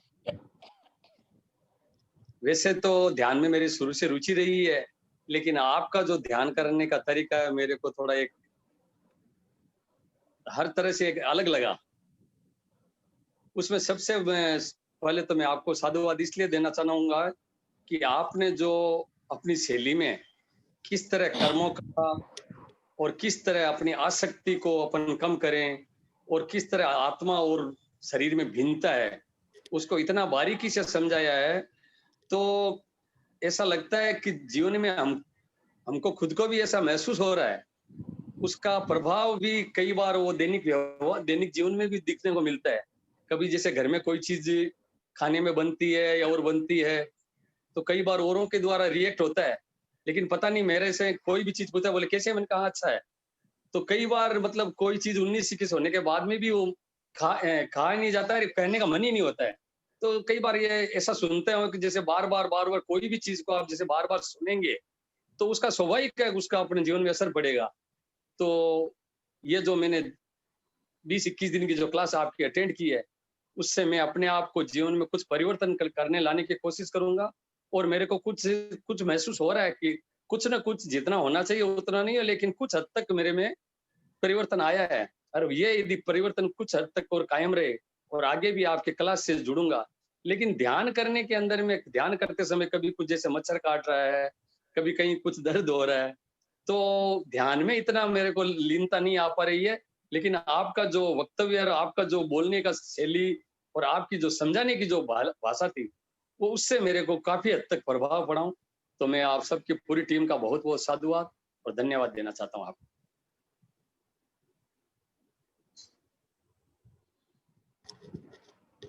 अब मैं श्वेता जी, आपकी आवाज नहीं आ रही बिल्कुल। जय जिनेंद्र। जय जिनेंद्र। मुझे ये ध्यान की क्लास एक बहुत ही छोटे छोटे परिवर्तन के साथ मैंने महसूस किया। इसके बाद में सिर्फ 21 दिन में ही काफी कुछ परिवर्तन आया, और जो एक जीवन धारा को बदलने वाला है, हमारी विचारधारा भी बदल रही है, भावधारा भी बदल रही है उसके साथ साथ। और छोटी छोटी जैसे कंसंट्रेशन पावर मैंने पाया कि इन 21 दिन की क्लास में ही काफी हद तक कुछ कंसंट्रेशन में मेरा इंक्रीज हुआ। क्लैरिटी ऑफ थॉट भी इंक्रीज हुई है, हर चीजें क्लियर लगती है अब सोच में।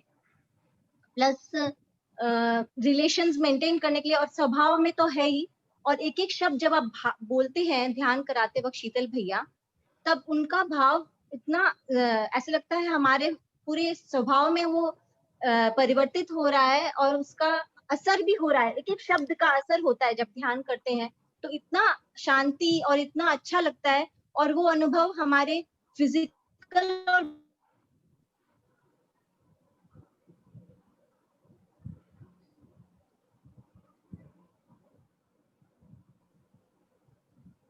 अब मैं शायद फ्रीज हो गई है। हाँ, अब मैं गुणवंती जी को अनम्यूट कर रही हूँ।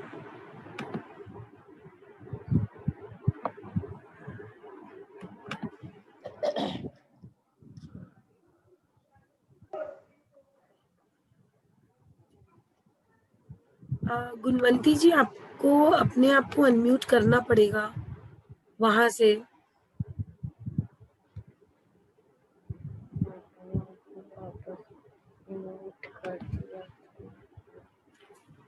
हेलो तब तक मैं हेलो हेलो, आपकी आवाज आ रही है? आवाज आ रही है? जी हाँ। हेलो, हाँ, आवाज आ रही है। अच्छा, नमस्ते जय जिनेंद्र। मैं मेडिटेशन क्लास इस बार ही अटेंड किया। मैंने पहला भी बोला था कि मैंने मेरे भाभी के फोर्स से, उनके पुरुषार्थ से ही क्या अटेंड करो तो कुछ ना कुछ परिवर्तन आएगा करके। तो आज के क्लास में मेरा कोई टेक्निकल प्रॉब्लम आ गया तो बराबर अटेंड नहीं कर सकी, लेकिन 20 दिन के क्लास में मुझे बहुत अच्छा लगा। और सुबह में शायद मैं 15 से 18 मिनट तक मेडिटेशन कर सकती हूँ। और आपकी पूरी टीम ने बहुत अच्छा समझाया और शीतल भैया बहुत अच्छा मेहनत किए हमारे लिए। तो आपकी पूरी टीम, मेडिटेशन टीम को मैं बहुत बहुत धन्यवाद देना चाहती हूँ और बच्चों को भी बहुत बहुत धन्यवाद देना चाहती हूँ। जय जिनेंद्र भैया, थैंक यू वेरी मच। कामिनी जी, शीतल जी, सबको बहुत थैंक्स।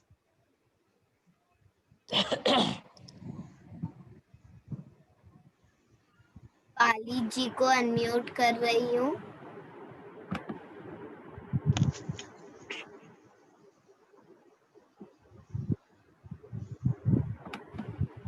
दीपाली जी, आपको उधर से अनम्यूट करना पड़ेगा। जय जिनेंद्र, आवाज आ रही है मेरी? हाँ आ रही है। मैं पहले तो मैं सब मेडिटेशन ग्रुप का धन्यवाद देना चाहती हूँ। टीचर शीतल बहन ने बहुत अच्छी तरह से मेडिटेशन करवाया और मैंने फर्स्ट टाइम मेडिटेशन किया, लेकिन मुझ में अपने में थोड़े बहुत चेंजेस महसूस हुए हैं। जो मेरी नेगेटिव थिंकिंग थी धीरे धीरे पॉजिटिव में आ रही है। लेकिन भैया जब जब मैंने मेडिटेशन किया है मेरी आंखों से उस समय आंसू आने लगते हैं। मतलब जब मुझे लगता है कि मैं एकदम मतलब गहराई में जा रही हूँ तो आंखों से अपने आप आंसू आने लगते हैं और कुछ अलग अलग से विचार आने लगते हैं। ऐसा क्यों होता है? वो आएगा, पहले की जो गलतियां भी हुई हैं हमसे या पहले की कुछ बातें हैं, जब हम गहराई में जाते हैं तो रिमेम्बर्स होती हैं। फिर उस समय जब हम अपने स्वभाव के बारे में सोचते हैं, जब उन भावों पे हमारी चोट पहुंचती है, तब वो आंसुओं के माध्यम से वो भाव बाहर निकलने लगते हैं और फिर हम हल्का फील करने लगते हैं। हाँ, उसके बाद हल्का तो फील होता है। हाँ, वो इसीलिए होता है क्योंकि वो भाव खत्म हो जाते हैं वहाँ। अच्छा, थैंक यू भैया, मैं आगे भी मेडिटेशन करूँगी और बहुत ही अच्छा लगा मुझे। Thank you Kamini, thank you भैया।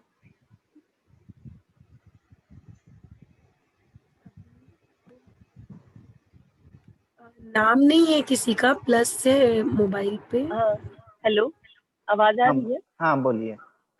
हाँ, सबको थैंक यू बोलना चाहती हूँ मैं, मैडम को, सर, आपको भी।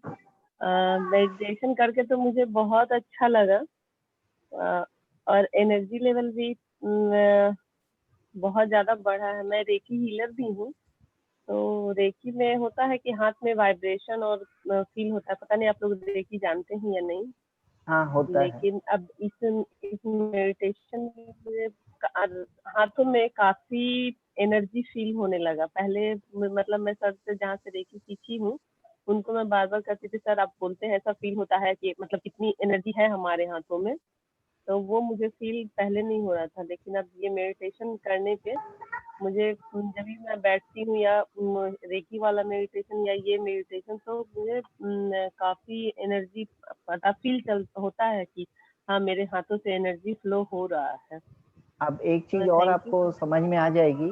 अब जैसे आप किसी के लिए सपोज कुछ अभी जैसे एनर्जी पहुंचाने के कुछ वेज होते हैं, उससे पहुंचाते हैं। अब आप खाली मन में ही बस सोचोगे कि वो सुखी हो जाए, तो ऑटोमेटिक ऐसा होगा कि उसकी पीड़ाएं खत्म होने चालू हो जाएगी। अब आपको प्रोसेस भी नहीं करनी पड़ेगी, आप इतना यूनिवर्स से जुड़ जाओ। Thank you. और मुझे काफी एनर्जी फील हो रही है और वो मैं वही बता रहा हूँ, ये एनर्जीज के कारण ही। तो मैं बहुत ज्यादा कोई चीज को कंटिन्यू नहीं कर पाती हूँ, लेकिन फाइनली मैंने इसको 21 दिन तक किया। एक भी दिन मेरा मिस नहीं हुआ। मुझे लग रहा था कि मैं तो कर ही नहीं पाऊंगी, लेकिन मैं कर ही ली। आज मतलब एक भी दिन मिस नहीं हुआ, मैं टोटल डे अटेंड कर पाई और ये सब आप लोगों की वजह से हुआ है। Thank you. और अगर कभी भी दोबारा स्टार्ट कराएंगे तो मुझे भी मैसेज कीजिए। हाँ, वो ग्रुप में सब मैसेज आएंगे सबके पास। हाँ, केवल एडमिन सेंड है तो कैसे मैसेज हम लोग करेंगे? नहीं, मैसेज आएंगे आप लोग के पास, उस ग्रुप में पूरे मैसेज दिए जाएंगे। और वैसे भी 20 नवंबर से हर फ्राइडे को होगी ही क्लासेस, और उस क्लास में भी डिक्लेयर कर दिया जाएगा जनवरी में अगर कोई क्लासेस स्टार्ट होगी तो। धन्यवाद। आप सभी लोगों ने मुझे धन्यवाद दिया, मुझे ऐसे लगता है मैं तो सिर्फ एक निमित्त बनी थी, पूरा काम तो शीतल भैया ने किया। नहीं, हर कोई तो मैं निमित्त ही था। आज की क्लास में भी हमने वही जाना कि सब कार्य में जरिया ही बने अपन लोग।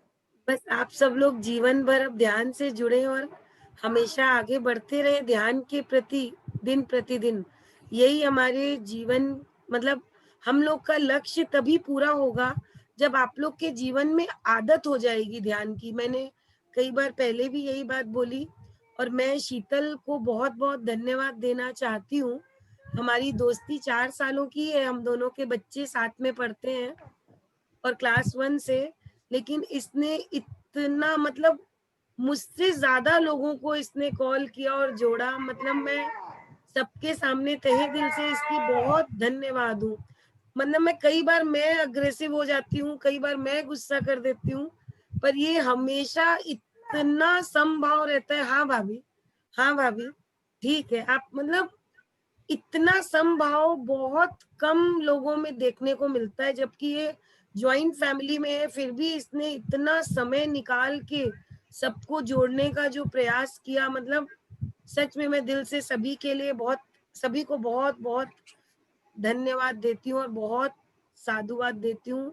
और आप सब लोग भी जो कंटिन्यू जुड़े रहे, आज तक आप लोग जुड़े हुए हैं, और ये आप लोगों का ही प्रयास है कि भैया ने बोला कि ठीक है फ्राइडे को हम लोग करेंगे दिवाली के बाद, और हम लोग कोशिश यही करेंगे कि हर 2 महीने बाद एक नई क्लास, जैसा भी रूटीन सेट हो, चालू करेंगे। तो आज जैसे हम लोगों ने सर्विस दी, मतलब कि हम लोगों ने कोशिश करी कि आप लोग जुड़े, वैसे ही अब ये 2 महीने में आप कोशिश करिएगा कि और लोग जुड़े, ताकि अगर जनवरी में क्लास चालू होती है तो आप निमित्त बन पाओ किसी और के सुख का। मैं बस यही बोलना चाहूंगी। धन्यवाद बहुत 2 बहुत। लोग के और हैंड रेज हैं। संतोष जैन जी को मैं अनम्यूट करती हूँ।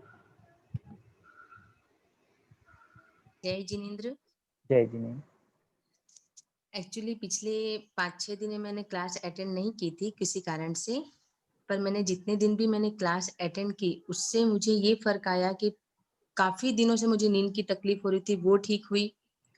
दूसरी की जैसे मैं पढ़ती भी थी ना, तो पढ़ तो लेती थी पर मुझे वो ध्यान में नहीं रहता था कि मैंने क्या पढ़ा, वो मुझे ध्यान में रहने लगा। और जैसे एक दूसरे से बात करते समय सामने वाला वो बोल रहा है पर वो उसमें भी मेरा कई बार ध्यान हट जाता था, तो उसमें भी मुझे सुधारा लग रहा है कि मुझे नहीं, सामने वाला क्या बोल रहा है वो याद रह रहा है और ध्यान में भी रह रहा है। तो ये सब मुझे काफी चेंजेस लगे अपने आप में 21 दिनों में, जबकि मैंने 5-6 दिन क्लास अटेंड नहीं की थी फिर भी। सो दोनों शीतल को बहुत बहुत धन्यवाद, क्योंकि शीतल ने मुझे जोड़ा इस ग्रुप में और आपने मुझे पढ़ाया या सिखाया जो भी। आप अहमदाबाद से हैं क्या? हाँ जी। राजू भैया की सिस्टर हैं? हाँ याद है। हाँ हाँ बिल्कुल। ठीक है, बहुत अच्छी बात है, बहुत अच्छे से कराया, बहुत अच्छे से। Thank you. हमारे पास है भावना जी जैन को मैं अनम्यूट कर रही हूँ।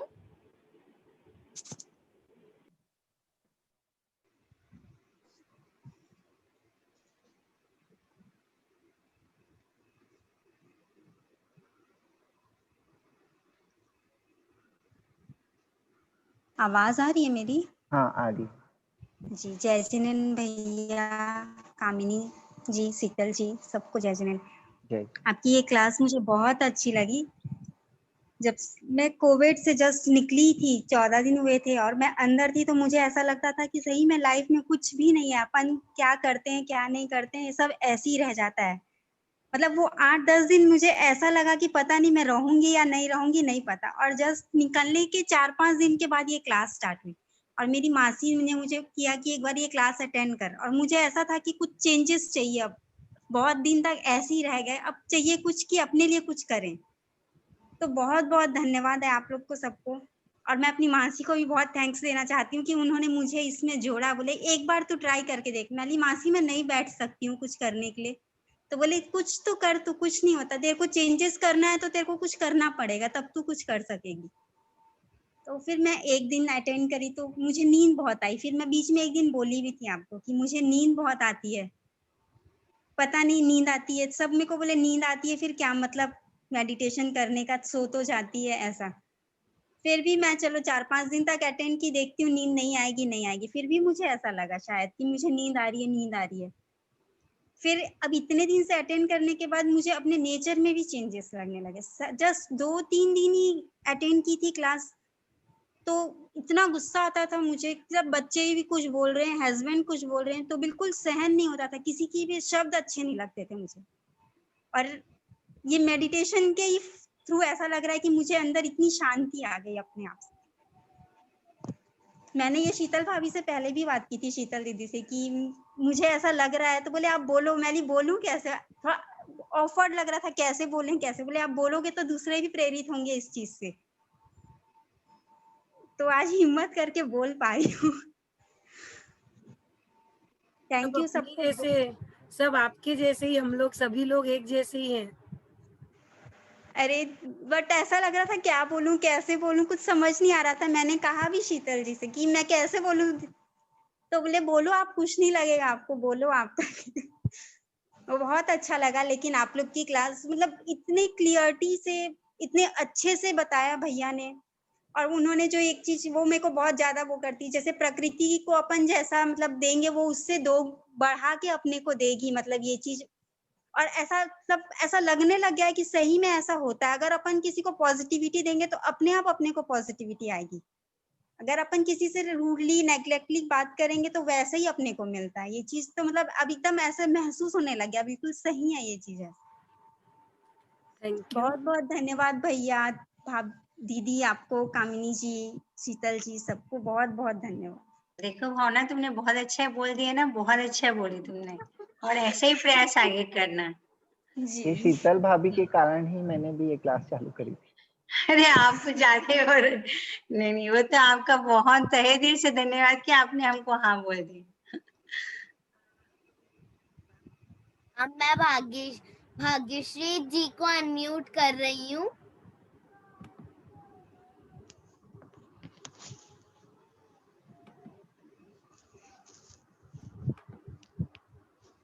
भाग्यश्री जी, आपको उधर से अनम्यूट करना पड़ेगा। हेलो। हाँ बोलिए। हाँ, मैं भाग्यश्री की मम्मी बोल रही हूँ। जी बोलिए। आपको बहुत बहुत धन्यवाद। आपने 21 दिन अच्छे से क्लास ली है और उससे हमें अच्छा महसूस हो रहा है। कभी मैंने ध्यान नहीं किया था, लेकिन कामिनी जी के वजह से मेरी बेटी ने बताया और मैंने ध्यान किया, तो 19वें दिन मुझे ऐसा गहरी नींद आई और एकदम झटका सा लगा सर में। फिर एकदम शांत ऐसे लगा। तो ये क्या कुछ ये है क्या संकेत है? वो ऊर्जाएं जब अपने शरीर में पहुंचती है ना, तो जहां भी तकलीफ होती है वहां सबसे पहले ठीक करती है। अच्छा, और तो वो ठीक होने के कारण हमको फिर शांति फील होने लगती है। अच्छा अच्छा, तो बहुत बहुत धन्यवाद आप सबको। कीर्ति परिधि को बहुत बहुत प्यार। वो छोटे बचपन से ही बहुत अच्छा काम कर रही है। और शीतल जी, आपको भी बहुत बहुत धन्यवाद। आगे भी हम ऐसे ही जुड़े रहेंगे। Thank you very much.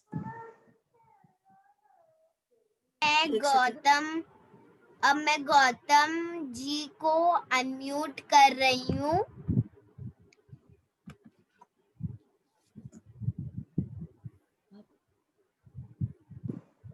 Gautam ji, आपको उधर से अनम्यूट करना पड़ेगा उधर से। हेलो। हाँ बोलिए। आवाज आ रही है? हाँ आ रही। शीतल जी आपको बहुत बहुत धन्यवाद और कामनी जी आपको बहुत बहुत धन्यवाद इस कार्यक्रम के लिए। 2 बातें बड़ी इस कार्यक्रम के दौरान मुझे बहुत अच्छा लगा। 30 तारीख को आपने जैसे ध्यान बताया कि एक व्यक्ति की अंतिम यात्रा का जो बताया वर्णन किया आपने, वो बहुत ही अच्छा लगा। और दूसरा, आपने अभी परसों के दिन है, आपने जैसे पूर्व भर में हमारे या दूसरों के द्वारा कोई गलती हुई है तो एक दूसरे से जो क्षमा याचना का करा, उससे हमें बहुत एकदम शांति का अनुभव हुआ, एकदम जैसे बिल्कुल शरीर में शीतलता आ गई। और जैसे आज आपने जैसे बताया कि जैसे कुछ का जैसे सोशल वर्किंग हम करते हैं तो उसमें जैसे कर्ता का भाव आता है, तो उसमें एक चीज आज क्लियर हुई कि वो कर्ता का भाव करके अकर्ता होना चाहिए, क्योंकि जो चीज हम तो मात्र निमित्त है। आपकी हमें इस बात की बहुत अच्छी ये गलती का एक एहसास हुआ आज इस चीज का कि हम गलत ट्रैक पे थे। ठीक है। और पूरे ध्यान के माध्यम से एक चीज है कि भाव में निर्मलता आई है और एनर्जी लेवल बढ़ा है। तो आपको बहुत बहुत धन्यवाद, साधुवाद, और हम इसके लिए कृतज्ञता प्रकट करते हैं आप सबकी टीम को। बहुत बहुत धन्यवाद।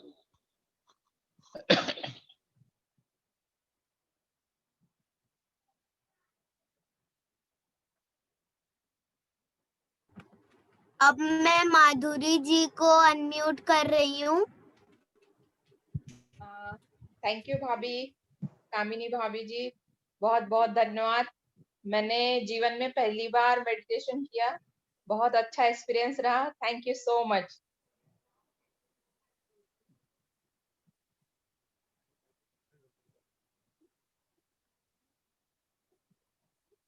सत्या चोपड़ा जी को अनम्यूट करती हूँ। मैं सबसे पहले तहे दिल से कामिनी चाची जी को बहुत बहुत धन्यवाद देना चाहती हूँ, क्योंकि उनका जो सोच रूपी बीज था कि मुझे 200 लोगों को मेडिटेशन कराना है, वो उनको भी नहीं पता कि उन्होंने 200 से भी कितनी ज्यादा लाइफ को चेंज किया है किसी ना किसी रूप से। वो खुद भी अंदाजा नहीं लगा सकती इस चीज का। और जैसे शीतल भैया ने आज कहा कि मेडिटेशन का 100% बेनिफिट मिलता है, तो इसलिए मेडिटेशन से क्या क्या बेनिफिट मिले ये भी मैं बता ही नहीं पाऊंगी, क्योंकि मुझे बहुत बेनिफिट मिला है। तो सिर्फ अभी शीतल भैया से पर्सनली एक रिक्वेस्ट करूंगी कि उनके पास टाइम हो, क्योंकि डेली एक क्लास ना लेके सिर्फ आधी घंटे मेडिटेशन भी करा दें तो हम लोगों के ऊपर बहुत बड़ा उपकार होगा। क्योंकि पता है हम लोग कैसे हैं, बस थोड़े दिन करते हैं फिर वापस अपने रूटीन में आ जाते हैं। पर यदि जैसे भी शीतल भैया को टाइम मिले और मैनेज होए तो वो यदि ये कंटिन्यू करें तो बहुत बहुत आभारी रहेंगे हम लोग। Thank you. देखिए ऐसा है, आज मैं हूँ, कल पता नहीं मैं रहूंगा या नहीं रहूंगा, तो आपको शीतल भैया की आदत नहीं होना चाहिए, आपको अपने स्वभाव की आदत होना चाहिए। नहीं, आदत नहीं होनी चाहिए, पर उस ट्रैक तक पहुंचने के लिए कोई ना कोई वो ट्रैक आप ही पहुंच पाओगे, आपको स्वयं ही पहुंचना पड़ेगा। प्रभु महावीर भी आज हमको छोड़ के गए हैं और वो भी नहीं चाहते थे कि हम ऐसे ही संसार में पड़े रहें, तो वो अपने ज्ञान की वर्षा हम पे आज भी कर रहे हैं और वही तो हमें सब बोध दे रहे हैं। तो इसीलिए आपके बोलने का जो कराने का तरीका है वो हर किसी का नहीं रहता है। डेफिनेटली जब हम खुद से करेंगे तो हम उस लेवल में पहुंच ही नहीं सकते जो नहीं वो आप अपनी क्वालिटी को सोचिए ना, बस क्यों नहीं पहुंचोगे आप? बिल्कुल पहुंचोगे। प्रभु महावीर भी पहले हमारे जैसे थे, तो एक दिन बने ना वो प्रभु महावीर, वैसे ही हम भी बनेंगे एक दिन। अपने आप को कभी कमजोर मत आको। जी बिल्कुल, पर जैसे भी आपको समय मिले आप बिल्कुल क्लास ले लीजिएगा, हम लोग रेडी है। ठीक है, थैंक यू भैया। अब मैं केवल जी बोहरा को अनम्यूट कर रही हूँ।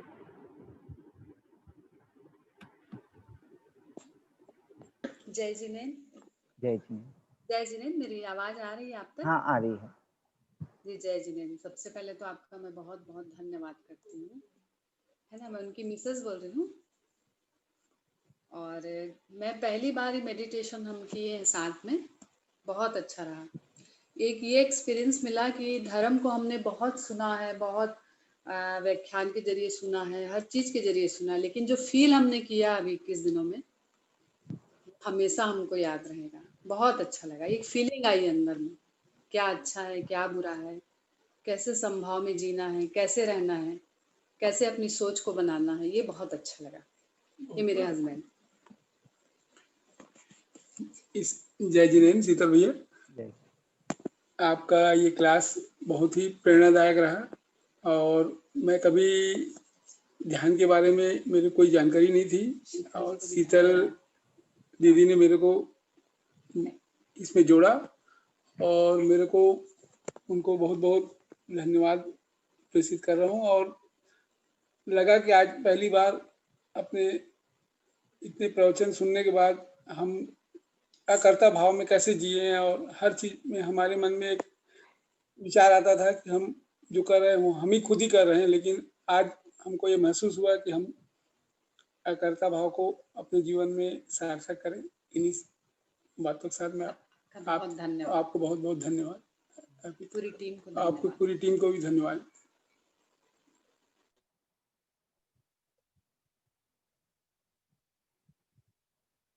अब मैं रेखा जी को अनम्यूट कर रही हूँ।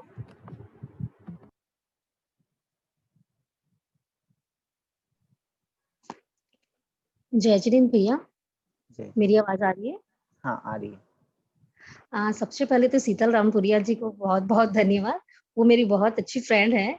उसी ने मुझे बहुत समझाया कि ये क्लास तुम जरूर करो एक बार, मेरे कहने से कम से कम।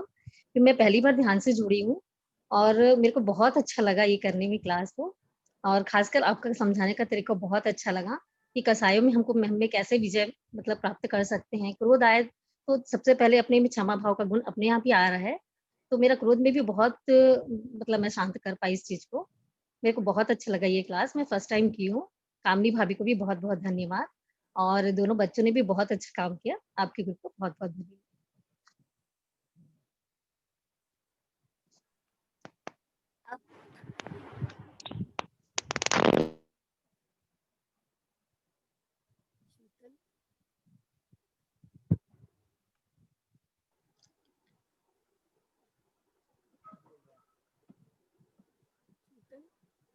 किसी के हैंड रेस नहीं है?